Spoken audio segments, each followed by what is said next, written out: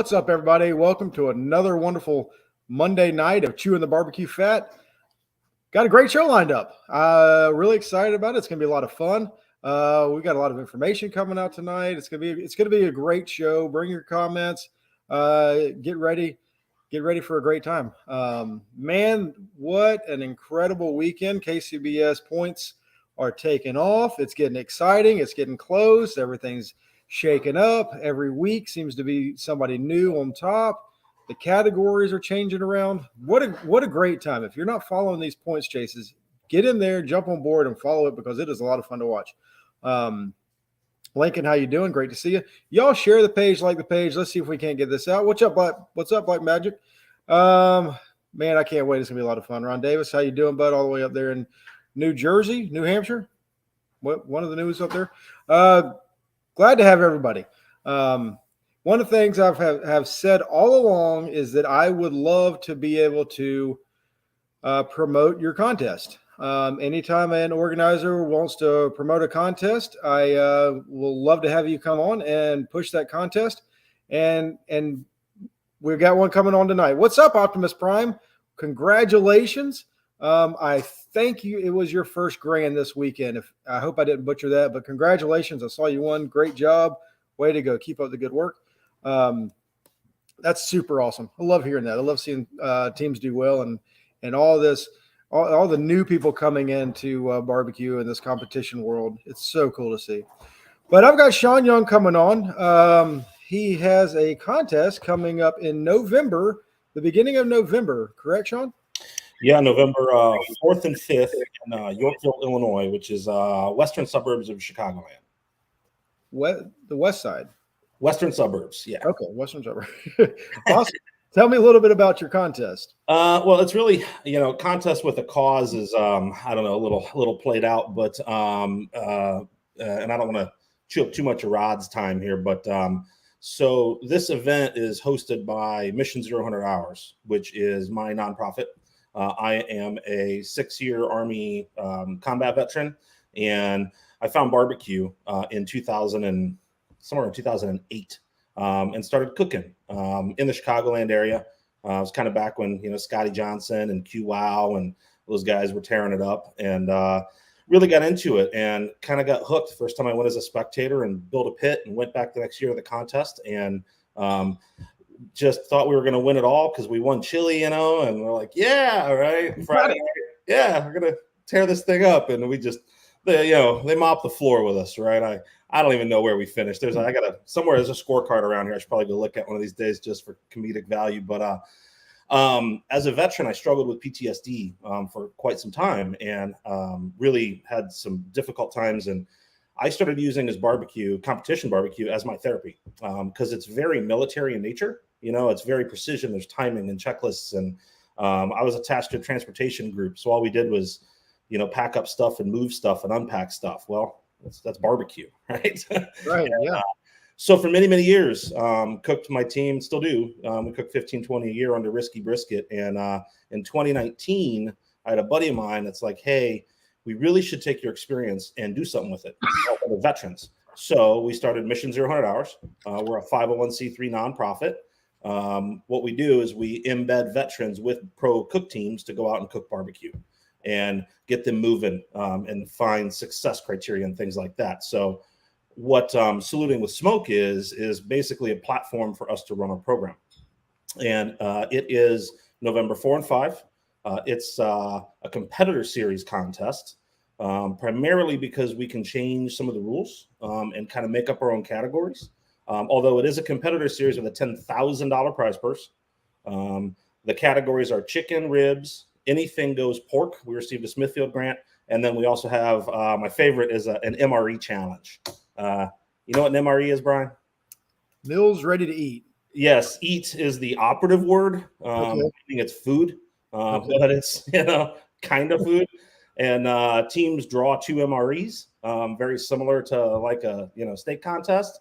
Randomly, and they have to combine them to create 6 entries for the judges. Wow. And it's open garnish. So that's a lot of fun. This year, Friday night, we're doing a Friday night single meat rib contest. So that is first team of the year points for KCBS, first weekend in November. Yeah. chasing points. A full festival this year. So we have live bands, we have food trucks, we have veteran-owned business row, we have a bunch of raffles, and then brand new this year, we are collaborating with the Barbecue League and Brad. So the Barbecue League are bringing out 5 pitmasters. So it's Brad, Tim, Ferg, Chris Schaefer, and Smitty, Loon Booty. Each of them representing a branch of service, so Army, Navy, Air Force, Marines, and Coast Guard. And we are assigning them 4 veterans on Friday night. They've never met. And they have to take those veterans on Saturday and go cook the competitor series contest with them with 2 adjustments. Number one, the head cooks are not allowed to touch anything. They have to coach their veterans through the entire cook. And they turn into a panel of 8 celebrity judges. Awesome. So all be live judged. So it'll be live broadcast. It'll be all over our YouTube channels, our Facebook channels. So it's pretty cool. Unfortunately, we have somewhere between 17 and 22 vets a day that die by suicide. We lose a lot. We lose more veterans in 1 year than we've lost killed in action in 20 years in the war on terror. I take it pretty seriously. Anybody that's in the service has probably lost friends. So, our tagline and our motto is barbecue saves lives. We believe that strongly. And if we can use that to help some people and you can come out and support the event, mzhh.org. It's mission 0 hours. All the information is up there for Saluting with Smoke. Come hit the website. We're looking for sponsors. What is the website again? MZHH, Mike Zulu Hotel.org. The www.org. MZ. I'm trying to type it up here. Put on the. Say it again. MZHH.org. Let's see if that goes. All right. So this is the website. Join in. This, you know what I love? I love hearing organizers talk about causes and why they're doing the contests that they do, and just having something behind it other than just putting together a barbecue contest and having something for teams. Actually coming out and supporting something and bringing light to something. That's awesome. I'm really excited for it. I hope you have a great turnout. How many teams are you at so far? I think we're at 4 or 5. It's a little early. We usually average 20 to 35 is about our normal. It's our 4th year. First year was pre-COVID, and then we had 2 years during COVID, so it's hard to tell. It's hard to tell. Yep, I get it. So go ahead, sign up. Is there power, water, and all that kind of good stuff? Sure. No power, no water. Generators are provided, but we have all sorts of great things going for teams out there. It's one of the more epic goodie bags you'll ever get in barbecue. It's massive coolers full of all sorts of stuff, and product owners, donors, sponsors, teams, volunteers. If you want to get involved and you just want to support the cause, come out and volunteer for a couple hours. That's great. All the MREs you could want, right? There's plenty of, and it's always the tuna that's left over nobody wants. I don't know why. Makes no sense. It makes no awesome. Sense. Well, thank you, Sean, so much for coming on. Let me know if there's anything else I can do for you. Guys, go out, support a great cause. I love hearing this. I love seeing what's going on and what we can do to give back. And thank you so much for your service. Thank you for all of your group and everything for your service and what you've done for us as a country. We do appreciate it. And I know some people in here in the comments have said the same thing. So sounds like a great contest, good organization. Y'all sign up, go to www.mzhh.org and get going. Roger. Thank you. Awesome, Sean. Thank you so much, bud. Yeah, man. Have a good one. You too. Awesome. I love seeing organizers come in and having a great contest that they are doing to support something. It's what makes barbecue go. It's an incredible family. We come together. We can do wonderful things. I mean, you got Operation Barbecue Relief, all that kind of stuff. Great stuff going on.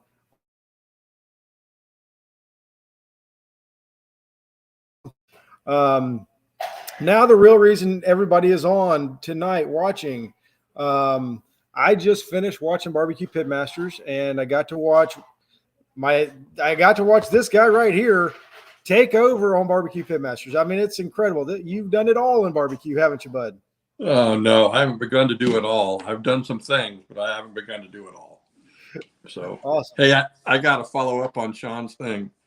I met him when he was in Wisconsin at an event, and he was selling cigars taking donations for cigars so he could ship packages over to soldiers years ago. He's come a long way. He's working so hard. What a great cause. What a great guy. If you're in that area, support that event. It'll be a great event. He will work so hard. It will be a great event. That's great. And I'm going to ask you some questions because I don't know the answers, but we'll get into that dealing with the competitor series compared to the master series and how that works. I'll get into that later on in the show. But for now, everybody knows who you are. If they don't know, they've been hiding under a rock. But go ahead and tell everybody a little bit of background, what all you've done. I mean, you're a lot of people's hero in the barbecue world. So, but if you can go ahead and give a quick introduction. Well, Brian, I'm humbled that people even know who I am, and I don't know that I've done it all.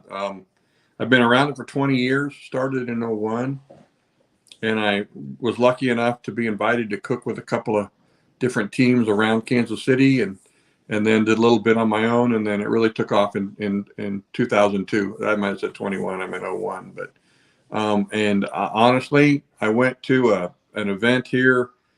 We had a brand new speedway in Kansas in 2001, and hadn't even had a race on it, and they held a barbecue contest on the infield. And Jeff Staney, who owns Joe's Kansas City here in town, was tasked with organizing it, and he'd already organized some great events, so it was a good fit. And I got invited just to go out and see it. I wasn't part of it, and I went out, and it was 103 degrees out, and on the asphalt as black as your or my shirt, and so hot.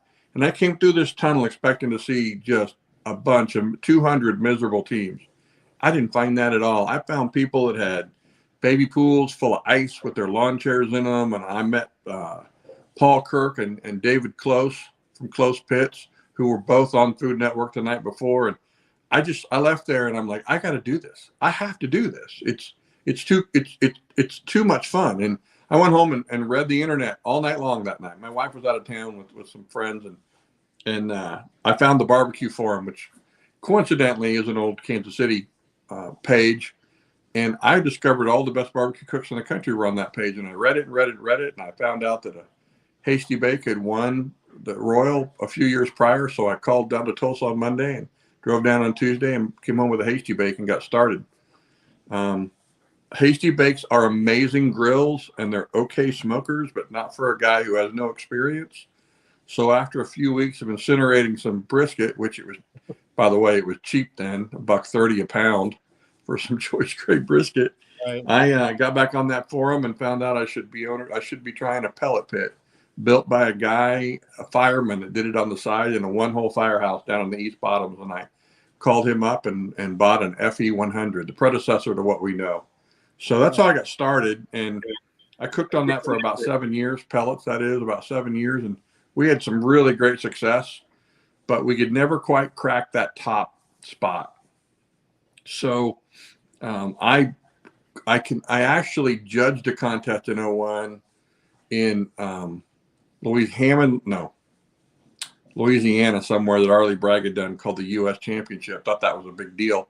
And I walked onto the grounds of that event and saw this amazing pit. And I asked the builder where it came from, and it was built by a guy named Jamie Gear that nobody knew. Nobody knew him, 01. And I said, I will own one of these one day. And in 06, I ordered one of those, and it took Jamie a year to build them because he was doing it on the side. He was had a job as a welder, and it was delivered to me at what was known as the Great American Barbecue Contest, which was in May here in Kansas City, designed to rival the American Royal. And Tracy and her group got close. But anyway, Jamie delivered it to me there, and I pushed it into my garage and continued to compete on pellets, pulled it out every Sunday and cooked on it. And then finally in the fall of 07, Johnny Trigg said, damn it, Rod, pull that thing out, hook onto it, meet me halfway between where you and I are, and I'll help you with it. So we ended up meeting in Park City, Kansas, which wasn't halfway. It was much closer for me. Johnny didn't help me one lick that weekend. I was on my own cooking on this stick burner, and I got lucky enough to win that contest. First time out with that pit.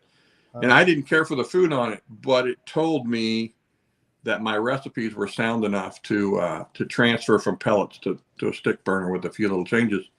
And a year later, we were the national champions.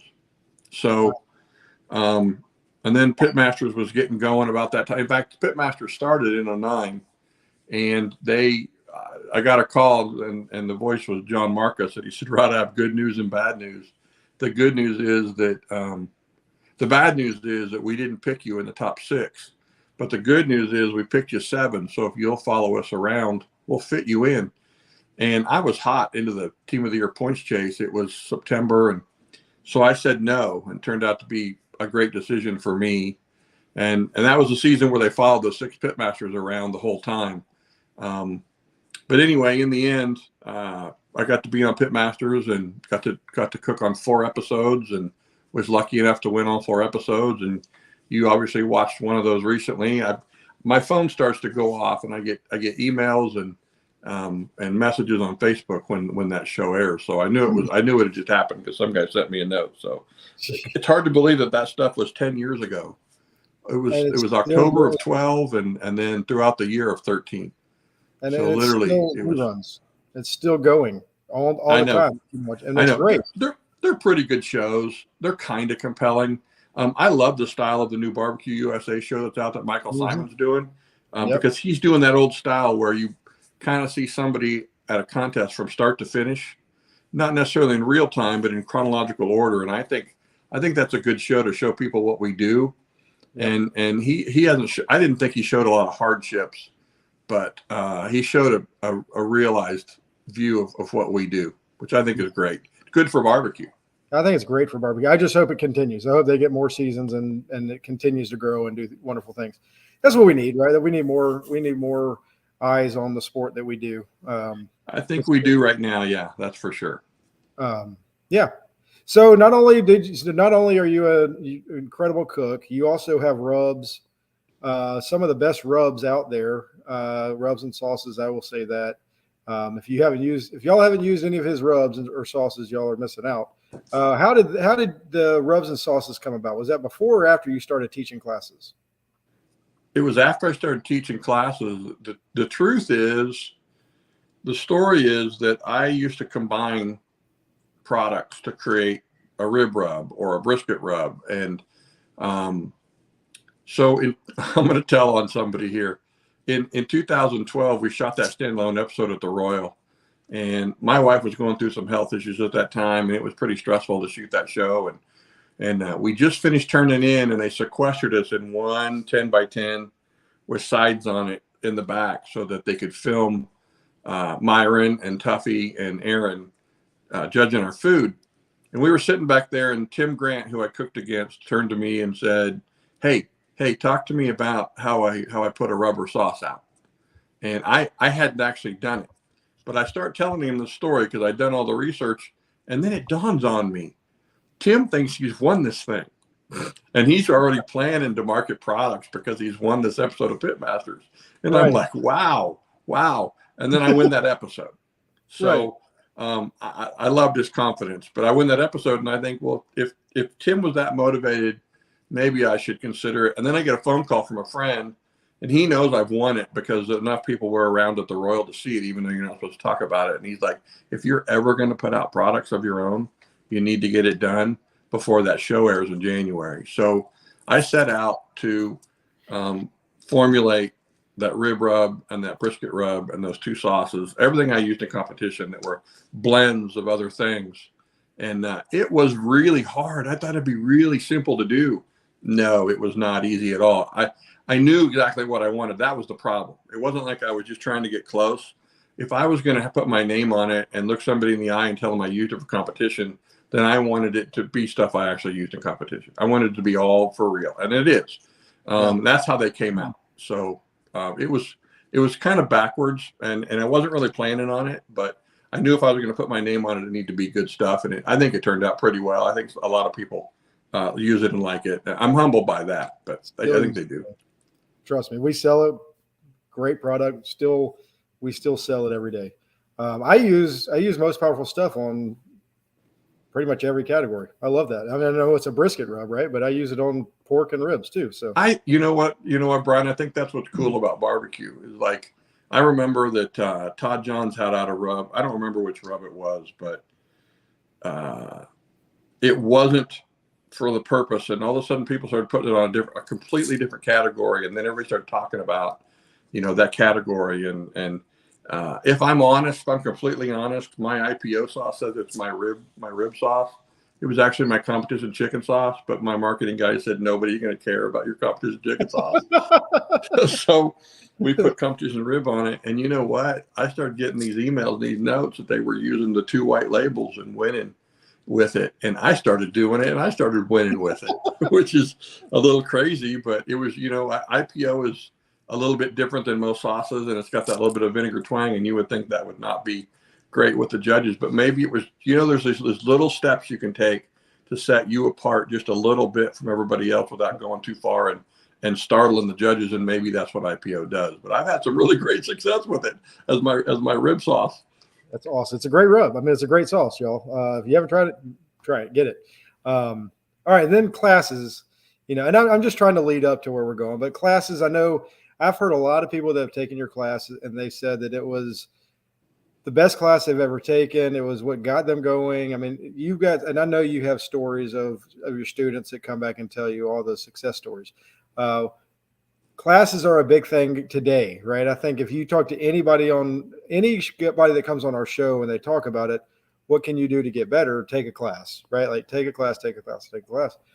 You're one of the original, not the original, but you were one of the early adopters in the class world. And I know you weren't the first. I'm not saying that, but you were early. So tell me a little bit about what your thought process into doing classes was. Well, it's a lot simpler than people probably think. So I own a construction company. We specialize in insurance restoration work. And I started it in 96, I think it was. Had up to 23 employees. I had all my own carpenters and painters and some drywallers and my office staff. And the insurance restoration business sounds really interesting because it sounds like guaranteed money. But the truth is, about that time, they were developing these programs to create preferred contractors, these smaller groups they could refer easily. And in doing so, they also figured out ways to kind of tighten the screws on the profit margin in that industry. And so as we went along, margins got smaller and smaller, and I began to lose interest, and I was burning out. And I found barbecue, and like I said, in 01, and I found out in 02 and maybe 03 and 04, I was decent at it.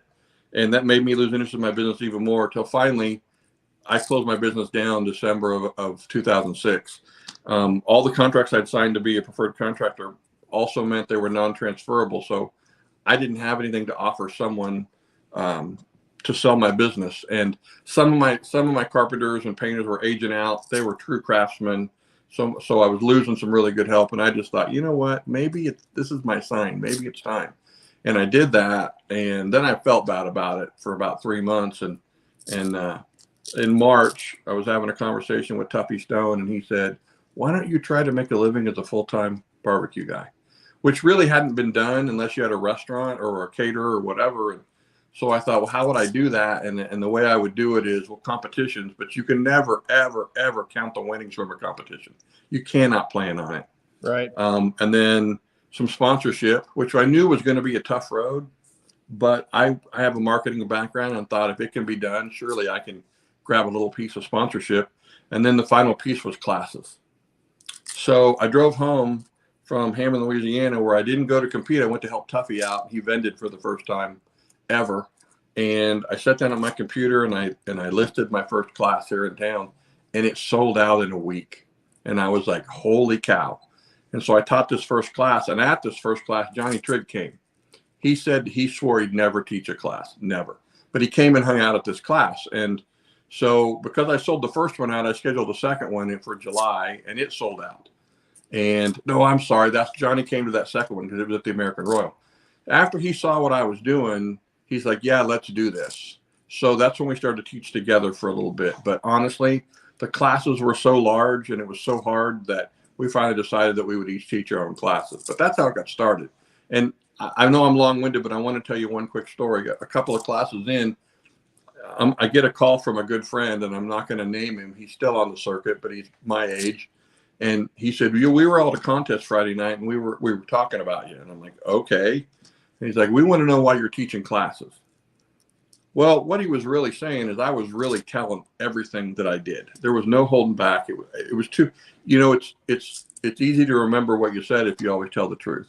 Right. And I was telling it all, and they were disappointed in me for giving up all these secrets that had not really gone out that way.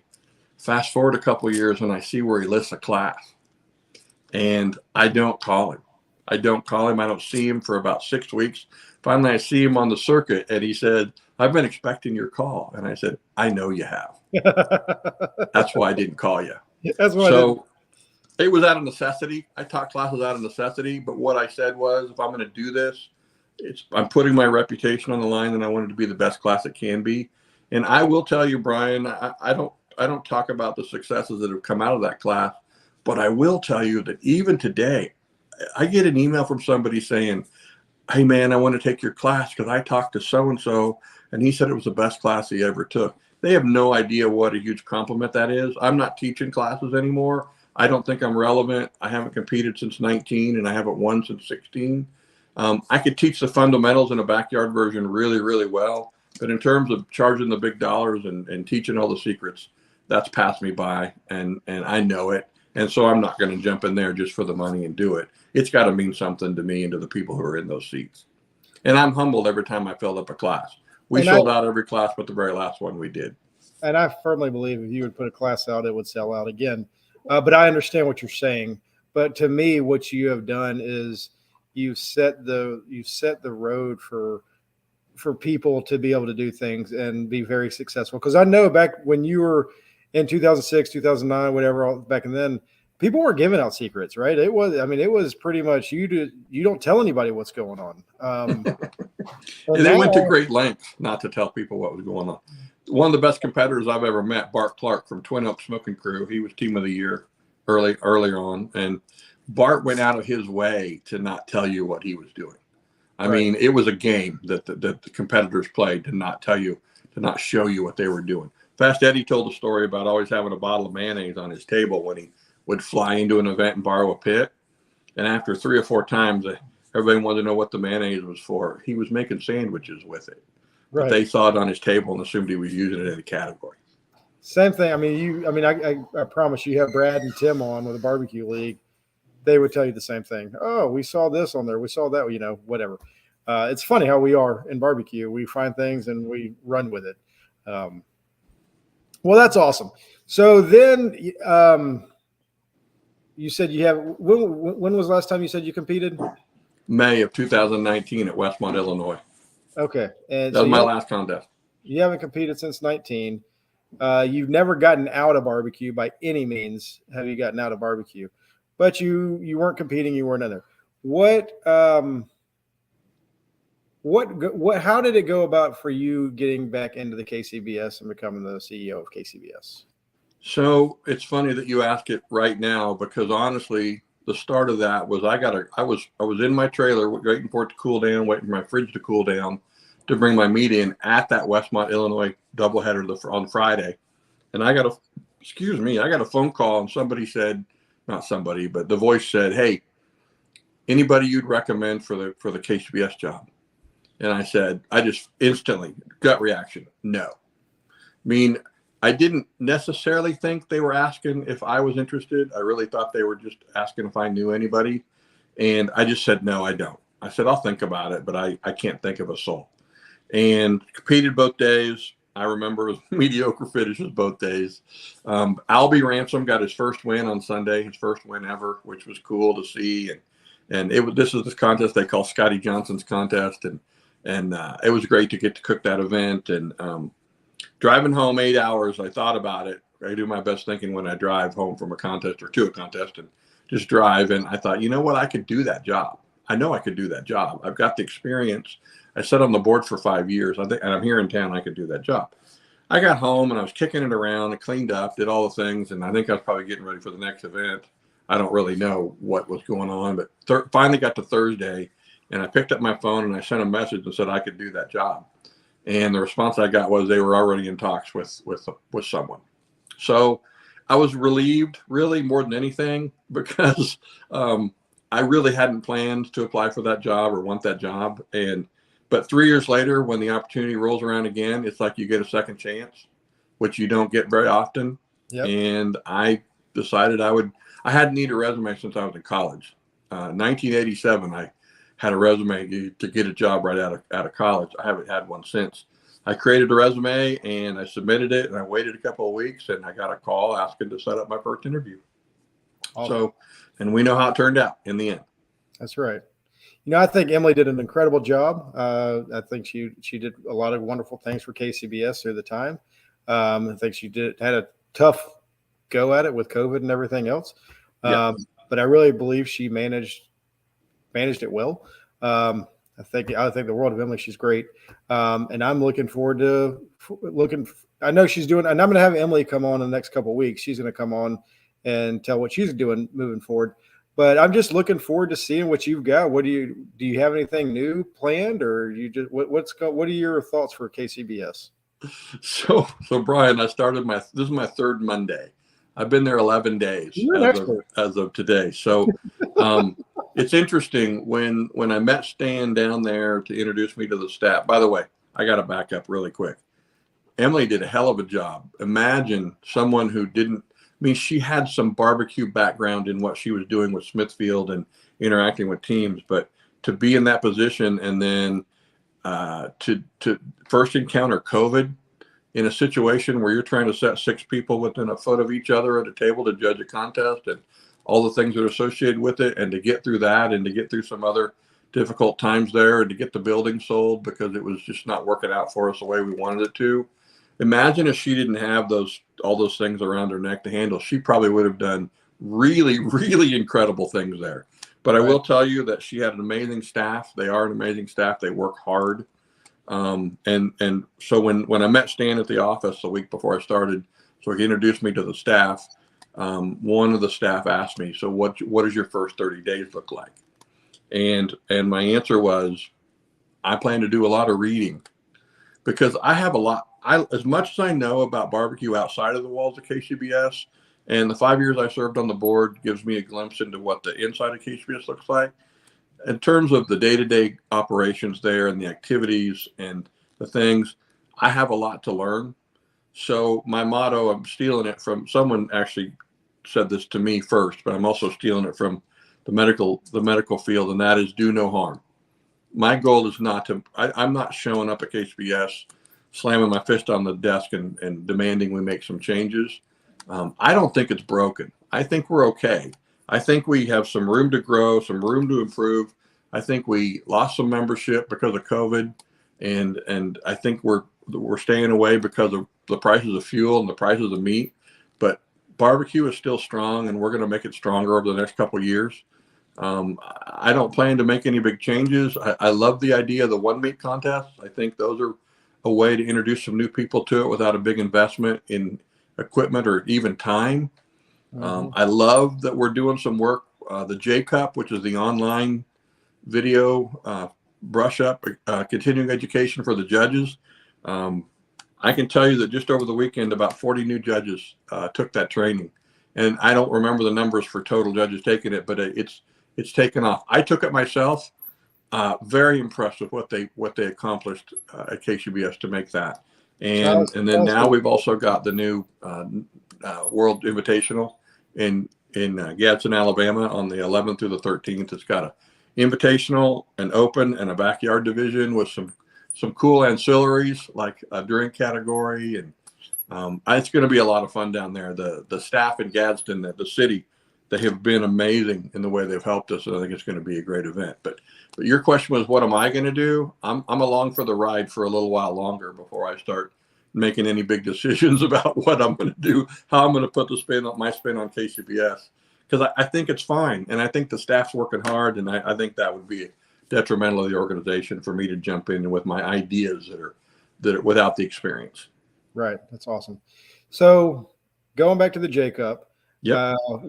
Childs has been on the show and talking a lot about it. And I actually, we're doing a contest. Y'all know that we're having the Atlanta Barbecue Story Classic the week after the KCBS Invitational. So y'all go to the KCBS Invitational and then come on a couple hours down the road and come cook ours. But I had a meeting with our reps, and I was like, hey, I really want to make sure that we push the J Cup for our judges. And, they're like, oh, wow. So I don't know how many people are asking for J Cup to be the judge, but I believe it's up to the organizer to really push that also. Like, hey, let's see if we can't get that out there to make the J Cup really something that we need. And because as a cook, I think it's a great thing. I think, and judges, from all the judges I've talked to, they have all said it's a great thing. I haven't heard anybody say anything negative about it. So to me, it's a wonderful opportunity to have judges at your event that are not trained, but brushed up, as you said. They're little brush up, exactly. And it's great. And it makes you feel better as a competitor. Hey, these guys have been brushed up. Not that they need whatever. I love judges. I think the world of judges, but I think it's a good thing. Well, I haven't taken the actual judging class since 2001. Ed Roy taught me in Shawnee, Kansas, in a room full of folks. And I took the J Cup, and it really is just a refresher with a few new ideas that have been incorporated over the last few years. 9 to 5, we're eliminating 4 and 3. But I think it's just worthwhile. I just think it makes people feel good. There's nothing wrong with our judging, by the way, Brian. Right. It's like in the late 70s and 80s when the Russian judge judged the women's figure skating, and all of America hated the Russian judge. You got to blame somebody when you have a bad day. Let's blame a judge. It's just not that. There are good days and bad days in barbecue, and judges do their job, and it all works out. I mean, the cream still rises to the top. How broke can we be if the cream still rises to the top? And it does. It does. You look at it right now, and that's something that's the next part I want to get to in a second. But we'll get to that next. But one of the questions this was just because Sean was talking about it. He said his contest is a competitor series with the two. So what does that mean? I was under the impression that this just shows my ignorance in the deal. I was under the impression that the competitor series was more like the backyard. Can anybody cook in the competitor series? Absolutely. So when I was on the board, we would get lots of inquiries for, hey, we'd really like you to sanction this, but we don't want to do the 4-meat contest. And we were having to turn those away because that's all we did was sanction, our standard contest. We didn't even have a name for it. And so it wasn't necessarily my committee that I recall, but one of the committees was tasked with figuring out a way that we could maybe get involved in some of these other contests, even though they weren't, 4-meat contests. So we came up with the idea that we call it a master series, which is what we were best known for, the 4-meat contest. And then anything else that someone would want us to get involved with that we could apply our rules to, we would call a competitor series. So we could mold it so the organizer could mold it and shape it the way they wanted it to, and still apply our judging rules to it and have it work out. So that started then, and that's exactly what it is. It's anything but we didn't have a 1-meat contest. We didn't have a 2-meat contest, but a competitor series was anything but our bread and butter, which is the 4-meat contest. In Sean's case, he's going to take chicken and ribs. He's going to add anything pork to it, which I'm guessing most people probably do a slow cook, but they don't have to. I mean, a short cook, but they don't have to. And then he's going to do that MRE thing, which obviously that would never make it in the Master Series contest. So we can apply our judging rules to it with the same system, only to what he's going to see turned in for the MREs, which is a cool idea, especially with the military theme and all that's going on. I think that would make for a fun day. I think it's great. Like, to me, we need to do the same thing, but anything we can add to make barbecue fun again, Brian. Fun again. Is that whatever you want to say. However you want to say, however you want to word it. Yes. What can we do to get somebody else in? How can we entice people to come in? What do we need to do? And I'm all for it. I think it's great. I love it. It's going to be. I love hearing the news things going on, and maybe more and more contests like that will show up. Now, do the points go to the points chasers if you're in the chicken and ribs, or does that stay? Yeah. That's so I'm not completely brushed up on that aspect, but if Sean says that the points count for chicken and ribs, then the points count for chicken and ribs. I haven't gotten that far along in that. I studied the 1-meat thing a little bit because when I was Actually, I went back and read a bunch of old minutes to kind of get ready for the interview process. And then I jumped on and watched some videos, and I ran across a video from 2020 where in the KCBS parking lot, we did a 1 meat rib contest. And I thought that was interesting. But what I thought was the coolest part is they're interviewing Brad Leininger, and he's talking about something about his process. I don't remember, but they cut away from Brad into another guy I've never seen before. And he's like, yeah, I just live a few blocks away, and I heard they were doing this, and I thought I'd come down and try my hand at cooking ribs. I've never competed. And he's rubbing shoulders with one of the best rib cooks in the country, right. Which that's just intriguing to me. It's fun. It's exciting. It lets people not have a huge investment. He probably brought his Weber grill with him and unloaded out of the trunk of his car. And he probably maybe has a tent, maybe he doesn't, but It doesn't matter. You're cooking a 1 meat contest. And I just think that's a lot of fun. I look forward to more and more of those. I do. I think it's great. We're doing a 1 meat on Friday night, a rib cook. It's gonna be great. And we got a ton of people signed up for it too. It's kind of because you get the backyard and the backyard pro. They're all both involved. We prep our meat on Friday, and then we have time on our hands anyway. So to get involved in that would be cool. I heard of an event in Omaha, Nebraska. They did 3 1 meat rib contests back to back to back on a Sunday. I think that'd be interesting. I might burn out a little bit if I did too many of those, but a couple times a year or a couple times once every other month or something, I think that'd be fun. Yeah. By the third one, you should have it down if you're doing it 3 times in a row. It'd be good practice for the rib category, wouldn't it? That's what's so great is, I mean, it gives you an opportunity. It gives everybody an opportunity to compete against, like we're having it for Friday night. I'm like, you know what? We can go out to the public and just push this as like, hey, you think your ribs are good? Come bring them in. Come cook against the best of the best. And I'm sure somebody out there will probably get a call. And then you hope they get a call. Now they're hooked. They're excited about it. And then you hope they come on board. Every story about people who are competing started out with they just decided to give it a try and they got a call and they were hooked. That's how it starts. It's great. I love it. All right. So points, Jay, you made a comment about the cream rises to the top, right? And I think you're seeing that this year. And it's been a lot of fun watching the points chase this year. And I know, I'm sure you're involved with it all and seeing what's going on. But this year so far seems to be a year that it's anybody's game. There's a lot of changes going on. What is your take on the points chase going on right now? Or are you not as involved as you think I would? I mean, Joe Pierce is a friend of mine, and I know Joe just won last weekend, and I think that boosted him. And I might not have even known that yet because that thing all just kind of takes care of itself without me at KCBS. But a couple of weeks ago, there was a little change where he, I think he was in second and he went to third, and then he won this thing, and now he's in first. So.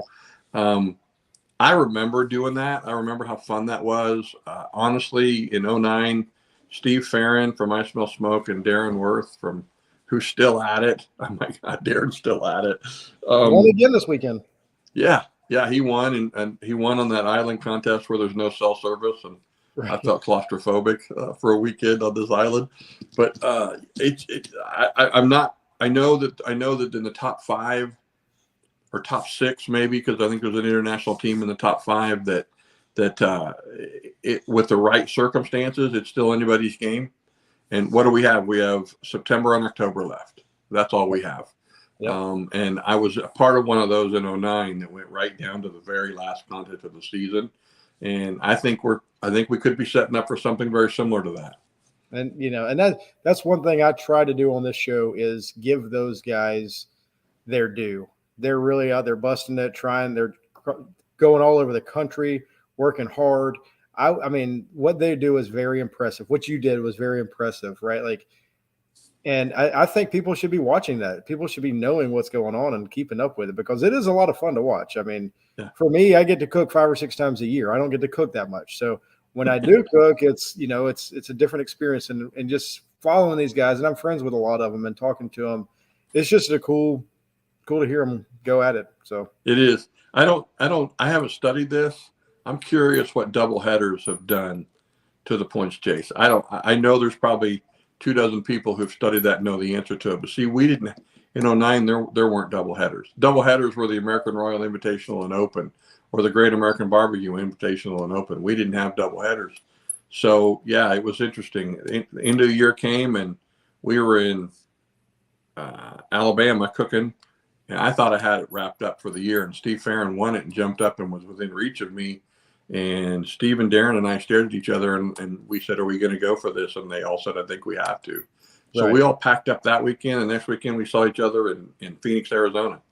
You know, a good halfway across the country thing.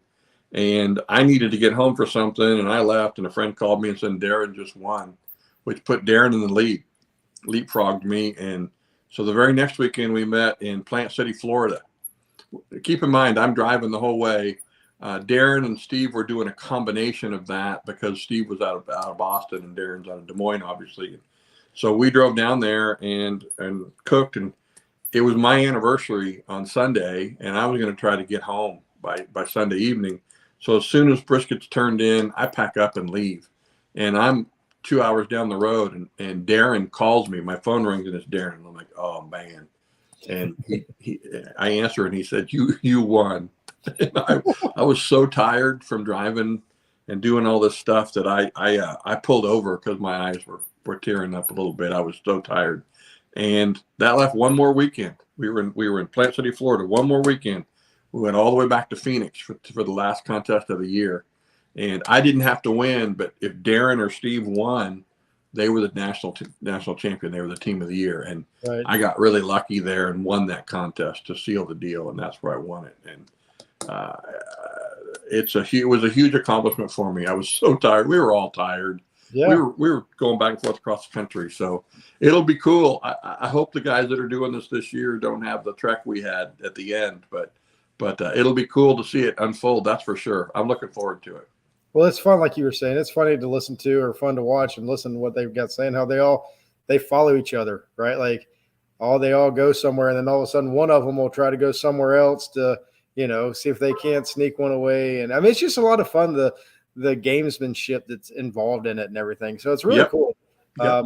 And people think that there is a lot to this. So it's a lot of fun to watch. But anyway, so what do you hope? I don't know. I have no clue how this works. How long is there a term limit for you, or what is your time frame, or do you know if there's a time frame for the CEO? For my job? Yeah. It's my job. If I do a good job at it, I think they'll let me stay around. Okay. If I don't do a good job at it, I think they'll kick me out. Right. I wouldn't blame them if they did. I think the unique thing about this position is I work for a board of volunteers. And so that's a little tricky, and it always has been a little tricky. In the course of 3 years, the entire board could turn over and be all new people on the board. And Right. at that time, maybe they don't think as highly of me as this board does, and they decide there's somebody they like better. And that's always a possibility. All I can do is do the work and do the best job I can do. And I hope that I leave a mark and improve it, but not in a way that's about me, but about the organization. And if I do those things, I think they'll keep me around. And if I don't, I would expect they would make a change there. I think we need some stability in the position right now. We're not out of the tough times. Emily led us through some really dark times, and she did a hell of a job at it. And she left me with a great staff and a great opportunity to make some strides and build the organization back as strong as I remember it being when I was on the board. And I intend to give it my all and see if I can accomplish that. That's all I can do at the end of the day. For sure. I mean, I feel when it was announced, I was excited. I'm happy for you. I'm happy for KCBS, where we're headed as an organization. But if you were to say this is something I would like to see 5 years from now, 3 years from now, is there anything that have you made it that far to see what your goals are or anything for KCBS? So my goals are going to be boring. I'm just going to tell you that because I want to see us as a strong organization. We're never going to agree as an organization. It's not going to happen. You can't please all the people all the time. So we're always going to have that, and I'm going to have to get used to that at some point. I'm not there yet, but I will be. But I'd like to see us back at 20,000 members in 5 years, if I can, maybe sooner. And I'd like to see us back at sanctioning 500 barbecue contests around the country in a year's time.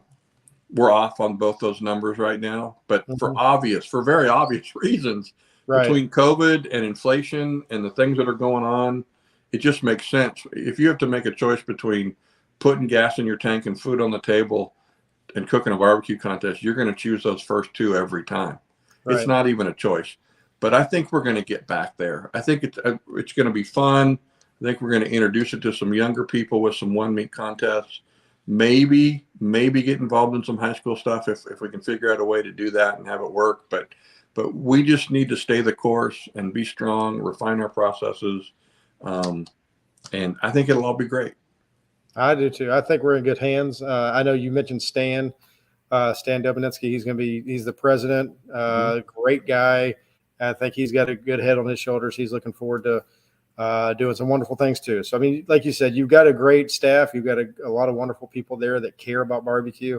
So I'm looking forward to seeing where we go and seeing what can happen. I hope we get back to those numbers, and I think we can. I'm with you. I think it can grow. And I think it's going to take some more of the Barbecue USA type things or something, some kind of marketing to get it out there, what we do, like what we do on a weekend. And the more that is, the better it's going to be for all of us, right? Like, I agree.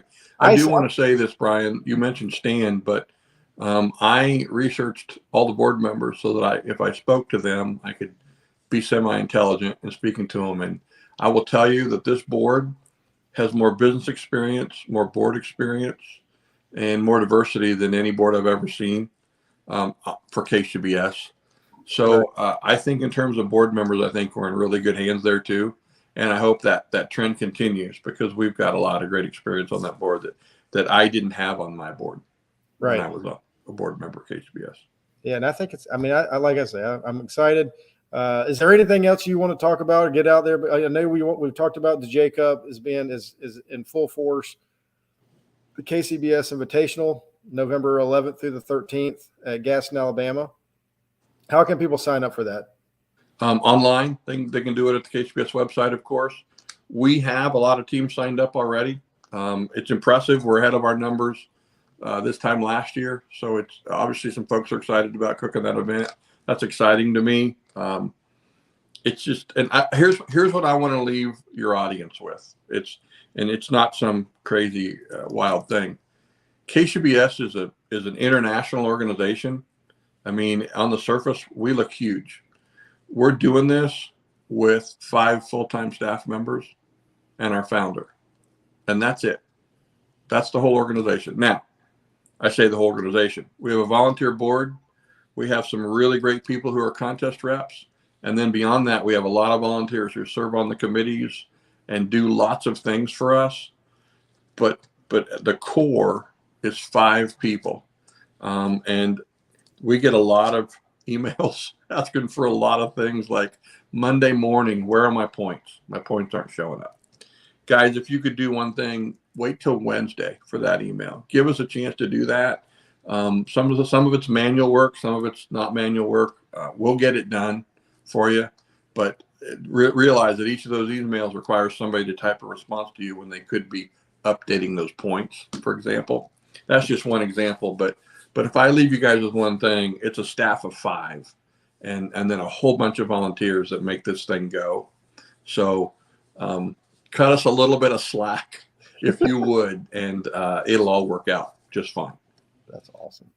Rod, I'm so excited for you. I'm excited for KCBS. I'm excited for barbecue as a whole. I mean, I know you would agree with this. All competition barbecue, whatever sanctioning body is, if it all grows, it all helps everybody, right? So the bigger competition barbecue is as a whole, the better off we're going to be. And I agree. And KCBS is the largest, biggest one, and it's what we do. But anyway, thanks you so much for coming on tonight. Thank you for all that you've done. You're so humble. I love how humble you are. You have been an icon in competition barbecue for a long time, and I'm excited to see where we're going and what we've got going on. And I'd love to have you on again. to give more updates on what's going on with KCBS in the future. We'll do it, Brian. I want to thank you for doing this, because this is how we get our voice out about all these things. You guys do this. It's a labor of love for you. I know. You have a real job and the whole barbecue thing you're doing. So thank you very much. I do want to say, whatever you and Ellen are doing, keep doing it, because the one comment I got when I said I'm getting all kinds of requests to do podcasts and shows, they said, we'll do Brian and Ellen's show because they're nice to us. So Awesome. You're doing something right somewhere. They were poking me in the back to get on this show. So I'm glad we could get it done. Well, me too. Thank you so much. We are big fans of KCBS here, Atlanta Barbecue Store. But thanks again, Rod. I will let you go. I know you got a lot going on tonight, and you're very busy. But everybody, thank y'all. Get on KCBS, sign up, do whatever we need to do. And one other thing, I've been getting a lot of the lifetime membership stuff like that. Is that sale still going on, or is that, I don't remember. Yeah, absolutely. I'm a lifetime member, and I have been before I took the job, by the way. I see. I check on my friends too, by the way. I know who's a lifetime member and who isn't, and I will scold you when I see you in person. I'm still looking for my first lifetime member to sign up since I started. So I'm going to get somebody. I'm not sure who it is, but I'll get somebody. Are you going to be at the Royal? I'm going to be. Oh, absolutely. It's in my town, and I'll be out there doing whatever, getting in the way. Maybe I'll be at the grazing table. I'm not sure, but I'll be out there for sure the whole time. I'm going to cook tenderloins with Darren Worth on Friday, unless he kicks me out. He hadn't asked me yet, but I'm pretty sure I am. And I'll be there, and I'll be the Jack, and I'll be at the World Invitational in Gaston, Alabama, November 11th through the 13th. Perfect. Thank you, Rod. I look forward. I'll see you at the Royal then. It'll be great. All right. Good to see you. Yeah. I'll see you then, Brian. Thank you for having me on. Thank you very much. Y'all have a wonderful night. We will see you next Monday on Chewin The BBQ Fat. Have a great night, everybody.